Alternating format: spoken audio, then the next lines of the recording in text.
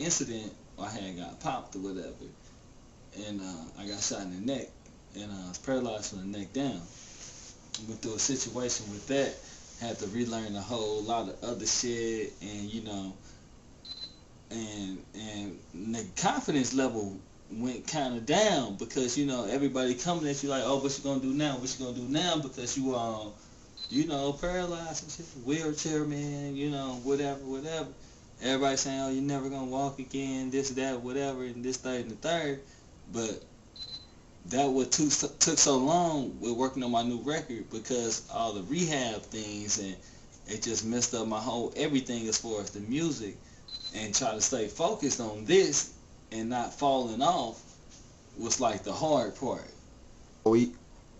Oh, you were speaking on people doubting what were you going to do next, but you have to be truly a strong person to actually go through what you went through. I mean, the level of confidence you say you lost, it had to be a good amount of that to actually get you to the point where you are now. You had one of the worst injuries you could have had of being shot in the neck, and not to have a great amount of perseverance as well as a good amount of self-esteem to get out of that had to be something that was very hard, you know what I'm saying, for you to do that, but you made it through. So I mean, but see, that goes back to it because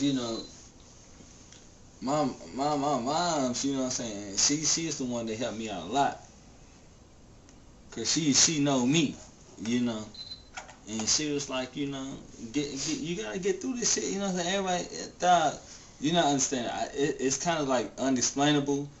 And I know, what I'm saying, you got an art show to do later on, so to get into extra all of that, it's like extra too much, but I just want to, just let it be known. So like when I do my stage shows, you be like, dude, what's up with that dude arm and leg and shit? Be like, it's a little ailment right there, you dig? You know what I'm saying? It's cool though, it's cool. I'm pushing it, I'm making it happen, I'm keeping it. Okay, and saying that did you survive so many different things, and a lot of things you went through made you even maybe doubt yourself sometime or think, how can I do this? And now you've come out of it. You definitely have a great project that I've heard that is coming to these people, and it is Bishop the Traveling Salesman. Can you give us a little bit of insight of what people are about to hear, or you know what I'm saying, what are you going to be giving them for '09 and beyond? I dig it. See, now you making me smile. You talking about the Salesman record, you dig? We going to the Salesman record, like, that is what it is, you know what I'm saying? Like I said, I'm a traveler, you know what I'm saying? I lived in St. Louis, I lived in New York, I lived in Atlanta, I lived in LA. I hopped the pine, I dabbled and lived over in the UK, did my shout out UK, you know what I'm saying? And the thing with it, the music thing is different everywhere, but it's the same everywhere. But you just gotta find your niche. And you know what I'm saying, I snatched up little things along my travels, like here and there, yeah, most definitely. Yeah, for sure. And it developed, and it became, and it manifested into this Traveling Salesman album. But I wanted to be more personable. I wanted you to feel more of me, and it's the way I feel, the way I give you more of me, you're going to get more of you, what you can relate to in the music. That's what I can give you. I hope I didn't say too much. So basically, the Traveling Salesman is pretty much, you would say, a piece of everything and everything you've been through, as well as all the places that you've been to, all put together in one that you've collected into your suitcase. The suitcase is a metaphor as far as like how I rock my shit.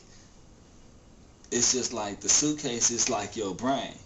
It's like everything that you accomplished and gained and failed in on top of that, because if you don't put your failures in there, it's gonna fuck you up and give you a false sense of reality and a false sense about your project, like a lot of whack motherfuckers do. Is, you know what I'm saying, they get stuck in this little baby pigeonhole and like, oh, I need to do this to please this person, or I need to do this to please that person. Fuck pleasing a motherfucker. Do you.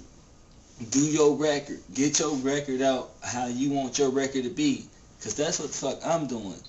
And that's what we trying to do. It's a movement, Don. And boy, I hate I just said that, because that You don't want to be no cliche motherfucker. You don't want to, you know, just say it's a movement, because everybody uses movement because they see that what it is, and they're not as creative as most people. So I'm sorry, I do forgive you on saying that, because it's so easy to let that slip the tongue, as most people do. As far as the traveling salesman, you know, I'm dealing with homies that I've been fucking with for a long time. Great musicians, great producer, great artists, great businessmen. I'm just surrounded by greatness, which makes me a great artist. But my main producer right now for the Salesman record is Fran Cathcart, Grammy Award winning producer. You know what I'm saying? Me and him, we did the bulk of the record, and my other homeboy, lifelong partner, great producer, my homie Oz. You know what I'm saying? He got jams on it. I got my homie, which Oz, you know what I'm saying? He's born in Flint, you know what I'm saying, Michigan resident, fellow Midwesterner. But, you know, he developed his craft in Atlanta, so it give me a little and a little you know? And I got my homeboy Gosh on it, my homeboy Gosh from Philly. And interlude, I got my homeboy Ron, you know what I'm saying? He from the crib, you know what I'm saying? Amazing producer, you know what I'm saying? I only got 4 producers on it,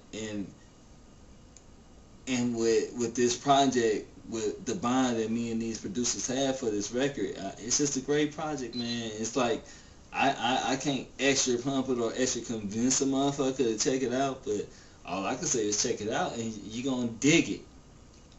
I'm gonna give you from track 1, from track A to track Z, I'm gonna give you something that you dig. I'm gonna give you, you know, just shit you can relate to, man. I'm saying we gonna party, we gonna kick it. It's just like you coming up to my album is you coming to your pot in the crib. We gonna crack jokes, you know what I'm saying? We gonna talk about some real shit.